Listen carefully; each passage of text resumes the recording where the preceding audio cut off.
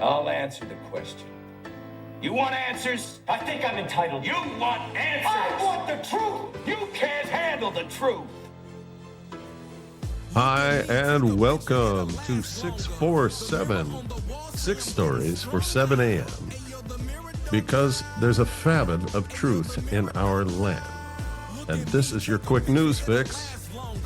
And the truth starts now. Well, you know what? This is some serious truth because Trump's putting D.C. under federal control. And this is something that people were talking about 5 years ago, that the end game would be this kind of federal control over major blue cities. And we thought, no, that'll never happen, never happen. Well, we'll see. Trump, you normally start with a place like D.C., you'll set the example with it, and then negotiate with everybody else. And if they won't negotiate, then he's going to slam them. So sweeping crime crackdown in D.C. on Monday, placing the city's police department under federal control. Trump said he was officially invoking Section 740 of the D.C. Home Rule Act, and that the Metropolitan Police Department would be placed under direct federal control. So I cannot imagine what it's like in D.C. right now, because they've defied everything that Trump has wanted to do. And now he's saying, you know what? I've got federal authority here, and I'm not messing around anymore. So let's see what happens. Take two. Putin, Trump, and Zelensky meeting on Friday in Alaska.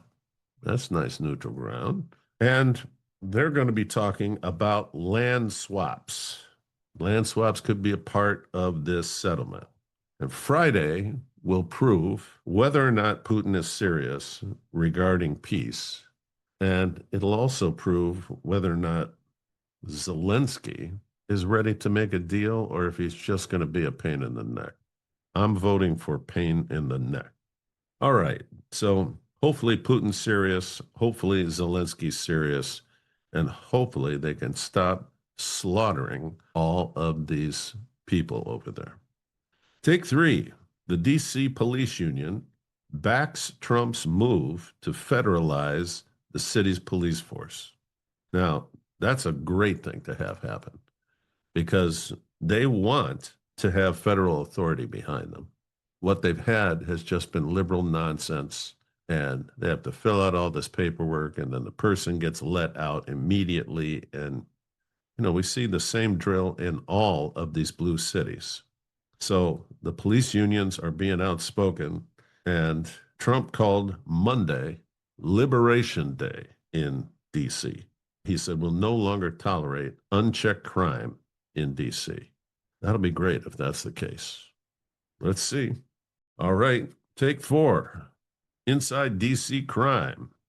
D.C. had the fourth highest homicide rate in the United States in 2024, with a rate of 27.3 homicides per 100,000 people. D.C.'s homicide rate is almost 6 times higher than New York City's rate of 4.7 homicides per 100,000 people.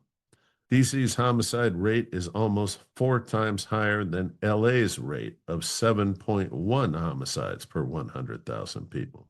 And D.C.'s homicide rate is more than doubles Newark's rate of 12.2 homicides per 100,000 people. D.C. also beat out Atlanta, 24.7, Chicago, 21.7, Compton, 20.1, and Oakland at 18.6. All blue cities, all being run by leftists, and a lot of innocent people getting hurt. So let's crank it up, Trump. All right, take five. Adam Schiff alleged to have leaked classified docs against Trump. So FBI Director Kash Patel has declassified documents which allege that former Representative Adam Schiff was involved in the leaking of classified information to discredit former President Donald Trump. These allegations stem from a Democrat whistleblower's statements provided to the FBI in 2017. The matter now falls into the hands of Congress to investigate whether these actions represent a misuse of sensitive information for political purposes. And this is what we're hoping to get Schiff startled on, is that he was doing all of this for political purposes. And that's what brings down the gavel on him. So he's a dirty one. It'd be great to knock him out. All right, take 6. New York City's migrant hotels. So we are proud to share that we will be closing another site, the Row Hotel, the last hotel in the city's emergency shelter system, marking yet another major milestone in our administration's recovery from this international humanitarian crisis, Adams told the Post yesterday or Friday. The Row, it's the name of the hotel, which boasts on its website that it is more New York than New York, was the first hotel to be enlisted by the city to take in migrants after Adams declared the city's existing homeless shelter system had reached a breaking point. The deal has allowed the hotel's owners to already rake in more than $170 million. The hotel was owned by real estate titan Rock Point Group and Highgate, a hospitality management company, when it first began accepting migrants, but Highgate took over full ownership of the hotel last year because there is so much money to be made in taking care of migrants. At its peak, New York City used 220 hotels and other contracted sites to house the newcomers. As of June 25th, 2024, the city was operating 193 migrant shelters, of which 153, or nearly 80%, were former hotels and other lodging establishments like the Roosevelt in Midtown that were being subsidized by taxpayer dollars, according to an internal list of active shelters then reviewed by the Post. However, the city is now down to just 4 contracted shelters, with the Row, New York City, being the last remaining lodging establishment.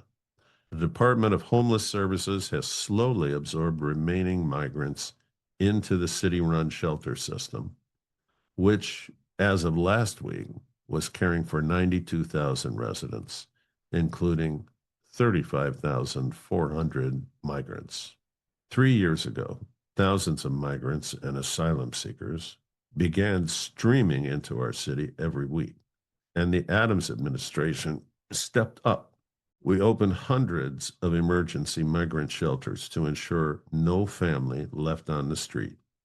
Since then, we have successfully helped more than 200,000 migrants leave our shelter system and take the next step towards self-sufficiency.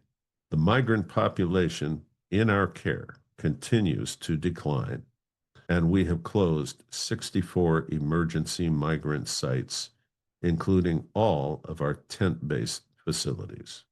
We have skillfully and humanely managed a national humanitarian crisis and have done what no other city could do, he added. Well, got to take that with a grain of salt. Seems to me that a few people are making a lot of money off this crisis. And I used to work down by a couple of these hotels, and it wasn't a pretty look. And I didn't see people looking too happy. And, you know, these things are always big money-making opportunities, and it's a shame. So we'll see. I don't know if we ever get to the bottom of these kinds of things, but I think Trump is going to get to the bottom of a lot of skullduggery. And starting with federal law in D.C. is going to be a great beginning. So let's all be praying that this will happen quickly, robustly, and that the same old will never be again. All right. Thank you very much for being with us today, and God bless you.